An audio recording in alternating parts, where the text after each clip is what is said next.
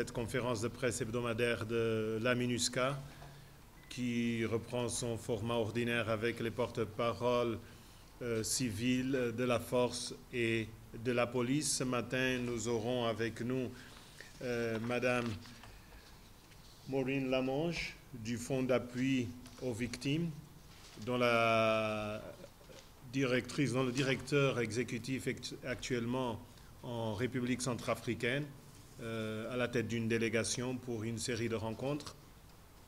Elle parlera de cette mission tout à l'heure. Je voudrais également vous présenter, je le ferai également à la fin de la conférence de presse pour ceux qui ne sont pas là, le nouveau chef, la nouvelle chef du bureau d'information militaire de la force, lieutenant-colonel Sena Afani. Vous aurez à l'avenir l'opportunité d'interagir avec elle lors des conférences de presse. Avec moi ce matin, le major Séraphin Mbonza, porte-parole de la force, et Alioune Kassé, porte-parole de la police. Nous saluons nos auditeurs qui nous suivent sur Guira FM. Nous commençons par quelques images qui ont marqué la semaine avec le déplacement du représentant spécial à Bambari et du représentant spécial adjoint à Bouar, Kenneth Gluck et Parfait Onanga Anyanga, pour rencontrer les populations et les autorités dans ces villes. Mon collègue de la police parlera également de ce commissariat du 8e arrondissement qui a été réhabilité avec des fonds de la MINUSCA. Nous aurons également quelques éléments sur la flamme de la paix à Bouar qui a marqué la fin du projet de réduction de violences communautaires dans cette ville. Nous parlerons également des statistiques des violations et abus des droits de l'homme entre le 18 et le 23 juillet. Nous parlerons des ans les plus touchés, également des auteurs présumés. Quelques activités civilo-militaires et mon collègue de la force en parlera avec les campagnes médicales qui se poursuivent cette fois-ci à Bangassou, à Bokaranga, avec des casques bleus bangladais et marocains, mais aussi cette opération de nettoyage avec les casques bleus zambiens et les populations locales de la Wanda Djalé. L'image de la semaine, c'est l'arrivée des premiers éléments. C'était samedi, des casques bleus népalais. Ils font partie des 900 qui ont été autorisés pour renforcer la capacité de la MINUSCA. Il y avait déjà eu quelques éléments du Rwanda et cette fois-ci du Népal. Comme je l'ai dit tantôt, les villes de Bouar et de Bambari ont accueilli le représentant spécial Parfait Onanga Anyanga et le représentant spécial adjoint Kenneth Gluck. Ce sont des déplacements qui avaient pour but de rassurer les populations sur l'engagement de la MINUSCA pour contribuer au renforcement de l'autorité de l'État. Deux villes symboles, Bambari qui retrouve le calme après les incidents, les violences du mois de mai et juin, et Bouar où vient de conclure avec succès le projet de réduction de violences communautaires qui a bénéficié de l'adhésion de 950 ex-combattants. À Bambari, le représentant spécial qui était accompagné du commandant de la force et du commissaire par intérim de la police de la MINUSCA, il a rencontré le préfet, la société civile, les leaders religieux et les acteurs humanitaires pour les rassurer, notamment en termes sécuritaires. Il a également sollicité la contribution de tous dans les différentes tâches et a encouragé la tenue prochaine, c'est le 12 août, de cette caravane de la paix organisée par les jeunes de la ville, une caravane qui va sillonner différents endroits. À Bouar, le représentant spécial adjoint a également rencontré des autorités locales et la société civile, mais également les représentants des 3R et les anti-Balaka. Comme vous le savez, ces deux groupes avaient signé le 15 décembre dernier un accord, un pacte d'engagement, et ce pacte est régulièrement mise en œuvre et il y a des activités de sensibilisation qui ont lieu. Aussi bien les préfets que la société civile et ces groupes armés ont encouragé et salué les efforts de la MINUSCA pour que règne la paix dans ces zones. Pour les deux groupes, il y a eu également un engagement, celui de participer au DDR qui sera bientôt lancé par le gouvernement centrafricain. Dans le domaine de la justice, vous savez que depuis le 9 juillet dernier, le tribunal de grande instance de Bangui accueille la session criminelle spéciale au titre de l'année judiciaire 2018-2019. Cet exercice est prévu dans le Code de procédure pénale de la République centrafricaine et il bénéficie de l'appui de la MINUSCA. Un appui antérieur à la session, un appui qui a concerné notamment l'organisation de la session, la finalisation et la mise en rôle de certains dossiers. La MINUSCA a soutenu notamment l'extraction de 35 accusés qui sont actuellement jugés. Et également, dans le cadre du projet conjoint MINUSCA-PNUD, il y a eu une fourniture d'équipements de bureaux et de formation pour le renforcement de capacités. Le soutien de la MINUSCA se poursuit alors que la session continue au tribunal. Il y a un appui notamment à la session criminelle des mineurs dont les audiences se tiennent à huis clos et qui a tenu sa première audience le 23 juillet. Et également la MINUSCA, à travers l'état-major intégré qui intègre la force et la police, appuie les autorités en termes de sécurisation du tribunal. Comme je le disais, une délégation du Fonds au profit des victimes, dirigée par son directeur exécutif, est actuellement à Bangui, où elle va rencontrer différents interlocuteurs et donner effet à la position exprimée après l'acquittement de Jean-Pierre Bemba. Les rencontres avec les acteurs et partenaires, dont les victimes, leurs représentants, le gouvernement, la MINUSCA, les agences des Nations Unies, la société civile et également les médias. Ces rencontres vont permettre de faire une évaluation de la situation. Pour plus de détails sur cette visite, j'invite à présent Madame Maureen Lamonge, membre de cette délégation du Fonds au profit des victimes, de vous apporter les explications nécessaires. À la fin des différentes présentations, si vous avez des questions, vous pourrez les lui poser. Madame.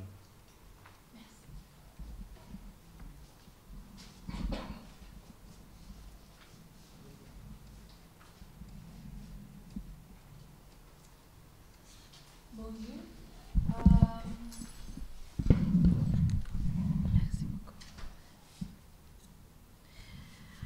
Le Fonds au profit des victimes, un organe subsidiaire des États partis au statut de Rome, et ses mandats réparateurs sont l'expression de la solidarité internationale face au sort des victimes et de la nécessité de surmonter les préjudices subis.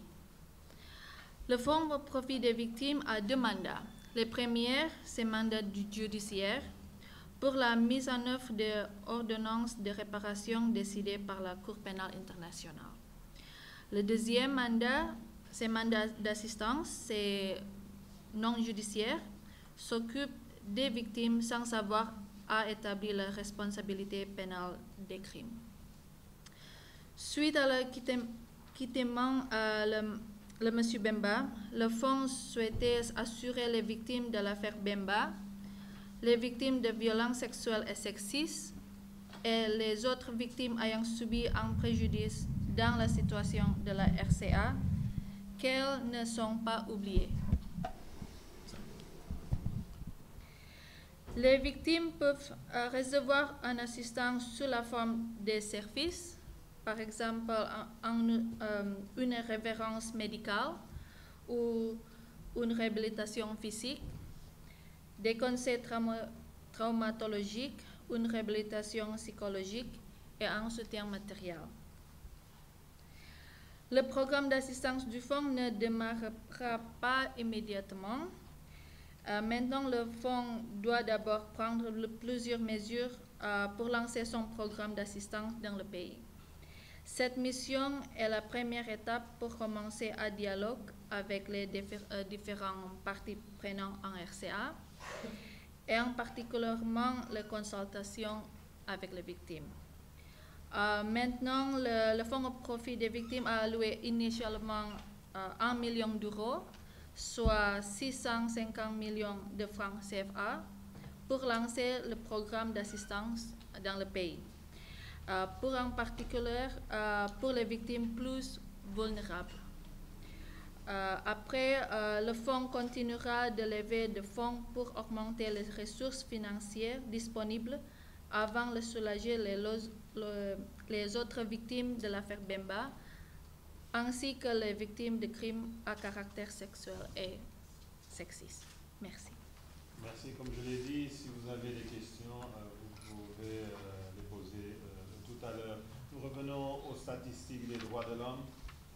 Entre le 18 et le 24 juillet, comme je l'ai dit, la MINUSCA a documenté à Bangui, à l'intérieur du pays, 41 incidents d'abus et violations des droits de l'homme et du droit international humanitaire qui ont fait au moins 80 victimes, 32 hommes, 11 femmes et 37 victimes collectives, des enfants, des jeunes filles. Il s'agit d'une diminution par rapport à la semaine précédente en ce qui concerne les violations et abus, mais une hausse par rapport au nombre des victimes. Les régions les plus touchées sont l'Ouam, la Waka, la Nana Gribizi, le Mbomu, l'Ouampende, la Haute-Koto, le Bamingui, Bangoran et le Ombomu. Les auteurs présumés d'un côté les groupes armés, dont les Antibalaka, 17. Il y a eu également la coalition FPRC, MPC, le FPRC, le MPC, l'UPC également, mais également quelques agents de l'État. Je termine par la fin du projet de réduction de violence communautaire, comme je l'ai dit, à Bouar, où ont été détruites 1652 armes et remis quelques 23 motos aux comités locaux des 7 sites de la Nana Mambéré. Dans cette ville, 950 ex-combattants avaient bénéficié du programme. C'est la fin du programme à Bouar, mais le programme se poursuit notamment à Bangassou, où une équipe locale est en train d'évaluer les programmes de formation. Comme vous le savez, ce programme comprend des volets de formation dans différents domaines, mais également la disponibilisation de kits qui permettent aux bénéficiaires de démarrer leurs activités dans différents domaines, que ce soit l'agriculture, la mécanique ou le commerce. Sur ce, j'invite le porte-parole de la force pour son rapport hebdomadaire. Major. Merci, monsieur le porte-parole. Mesdames et messieurs les journalistes, chers auditeurs et auditrices de Guir FM, bonjour. Relativement calme dans sa plus grande partie, la situation sécuritaire à travers le territoire national centrafricain a été entachée cette semaine par quelques actes de violence, notamment à Bangui, par les éléments armés de force et à Pau. Dans la capitale Bangui, malgré la tension due au braquage dans le 3e arrondissement et quelques tirs entendus dans la nuit du 18 au 19 juillet perpétrés par les éléments de force et à Pau, la situation continue de s'améliorer de manière relative. La population circule librement et les activités quotidiennes reprennent progressivement. La force de la MINUSCA, en collaboration avec la police, les FACA et les FESI, assure la sécurité de certains lieux publics, les églises, les mosquées, pendant les cultes et certaines écoles, dont celle de Koudougou dans le 3e arrondissement. Afin de prévenir des violences, elle multiplie des patrouilles et en plus des positions statiques. C'est dans l'optique de la sécurisation de la capitale et pour s'assurer de la mise en œuvre des mesures prises que l'adjoint au commandant de la force a visité en date du 12 juillet tous les sites des contingents et tous les points statiques de la ville. Dans les régions, à l'ouest, un calme progressif prévaut dans cette partie grâce à la pression faite par la force de la MINUSCA sur les groupes armés RJ et Siriri. La force de la MINUSCA est déterminée à poursuivre son opération dans cette partie pour isoler le groupe Siriri qui s'obstine à commettre des actes de banditisme, destruction de ponts et irruption dans les villages, en empêchant tout renfort possible en armes, ainsi que d'autres groupes armés dans la zone. La force de la MINUSCA multiplie des patrouilles de jour et de nuit, notamment sur l'axe Bedam-Paoua, Dilapoko-Gambula, de même qu'à Goutere, à 50 km de Bokaranga et ses environs, pour enrayer la capacité de nuisance du groupe 3R sur les activités et la sécurité de la population. Au centre, en dehors du climat de tension qu'entretiennent les groupes armés à Kagabandoro, sur l'axe Ndombete-Mbrez, un calme prévaut dans cette partie. La vie a repris son cours normal à Bambari, où le leadership de la mission, accompagné du commandant de la force et du commissaire par intérim de la police, s'était rendu le samedi, afin notamment de s'assurer du rétablissement de la sécurité. Les populations reprennent progressivement leurs activités quotidiennes et commerciales à PK0. Pour donner suite aux incidents survenus récemment, la force de la MINUSCA a créé les conditions nécessaires pour assurer la sécurité des populations et des déplacés avec la multiplication des patrouilles en ville sur l'axe Kagabandoro-Ndombete-Dekoa, l'axe Ndombete-Brest. En collaboration avec la police de la MINUSCA, les FACA et les FESI, la force veille à des points de contrôle sur les différents axes de circulation. Elle va aussi renforcer les effectifs de ces éléments dans certains points importants dans le cadre d'un contrôle effectif de la zone. À l'est, malgré le climat de tension intercommunautaire et les actes de violence perpétrés par les groupes armés, notamment sur l'axe Bria-Irabanda, et l'incident survenu dans celui de l'après-midi du 11 juillet, où le véhicule immatriculé 27558 de la MINUSCA a été pris pour cible par les présumés éléments anti-Balaka, un calme s'installe graduellement dans cette partie. La situation est sous contrôle de la force. Les patrouilles ont été aussitôt lancées dans tous les axes de la ville afin de sécuriser la population, notamment celle des camps des déplacés. À Bangassou, la force de la MINUSCA et les FACA nouvellement déployés ont permis le retour à une certaine quiétude au niveau des camps des déplacés. À Zemio et à Birao, la force a multiplié également des patrouilles de jour et de nuit dans les villages et au niveau du camp des déplacés internes. Sur l'axe Obomboki, Obo-Bambouti et Obo-Djema, les FACA, en collaboration avec la force de la MINUSCA, ont érigé des points de contrôle afin d'interdire le groupe armé LRA, dont le récent acte de violence est l'attaque d'un camion civil, de harceler les populations et d'ériger les barrières routières illégales. Comme action sociale, au cours de la semaine écoulée, à l'ouest, les casques bleus bangladais ont mené le 19 juillet une campagne médicale avec des soins et distribution des médicaments à la population de Bokaranga. À l'est, une campagne médicale était également menée par les casques bleus marocains le 20 juillet à Bangassou.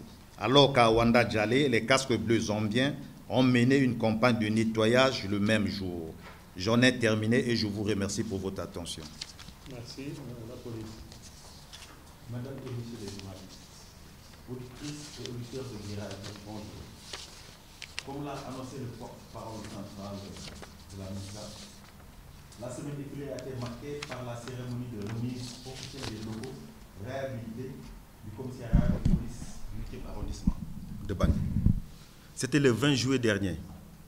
Le projet d'un montant total de 13 532 000 a pour objectif d'augmenter les capacités opérationnelles de ce commissariat, situé sur la voie principale menant à l'aéroport Mpoko et non loin du marché combattant. En ce qui concerne la situation sécuritaire, à Bangui, des tirs ont été entendus dans le 3e arrondissement qui ont fait un mort et plusieurs blessés. En région, quelques incidents ont été rapportés. Le 18 juillet, au village de Tingiyalo, situé à 5 km de Kagobandoro, 3 individus armés de fusils AK-47 ont tiré sur une personne, la tuant sur le coup. Les assaillants étaient arrivés au domicile de la victime afin de lui réclamer de l'argent qu'elle n'a pas pu donner. La police de la MINUSCA a ouvert une enquête. Le 18 juillet, les casques bleus ont interpellé un individu à Bambari. Ce dernier serait le présumé auteur d'un meurtre qui était en fuite depuis le 15 juillet 2018. La police de la MINUSCA en compagnie de la gendarmerie locale, a ouvert une enquête en vue de son déferment devant les juridictions de jugement. Le 19 juillet, sur l'axe Grimaldi-Bambari, 3 individus armés de machettes et de fusils ont attaqué un véhicule d'une ONG transportant des vivres. Les malfaiteurs ont emporté 21 sacs de riz et 21 000 francs. Une enquête a été ouverte par la gendarmerie avec l'assistance de la police de la MINUSCA. Le 19 juillet, des manifestants bénéficiaires du DDR ont érigé des barricades, immobilisé et vandalisé un véhicule de la MINUSCA à Kagabandoro. Ces derniers réclamaient le paiement de leur pécule et les kits de démobilisation. Les négociations ont repris grâce à l'intervention de la police de la MINUSCA qui a su convaincre les deux parties de reprendre le dialogue. Enfin, le 21 juillet, à 6 km du village de Lakweten, à Kagabandoro, des individus armés ont tiré sur un convoi d'une mission d'évaluation composée d'éléments de la MINUSCA, Affaires civiles, Justice et Correction, et autorités locales. Les casques bleus ont vigoureusement riposté, faisant fuir les assaillants. Et aucune victime n'est à déplorer. Je vous remercie de votre attention.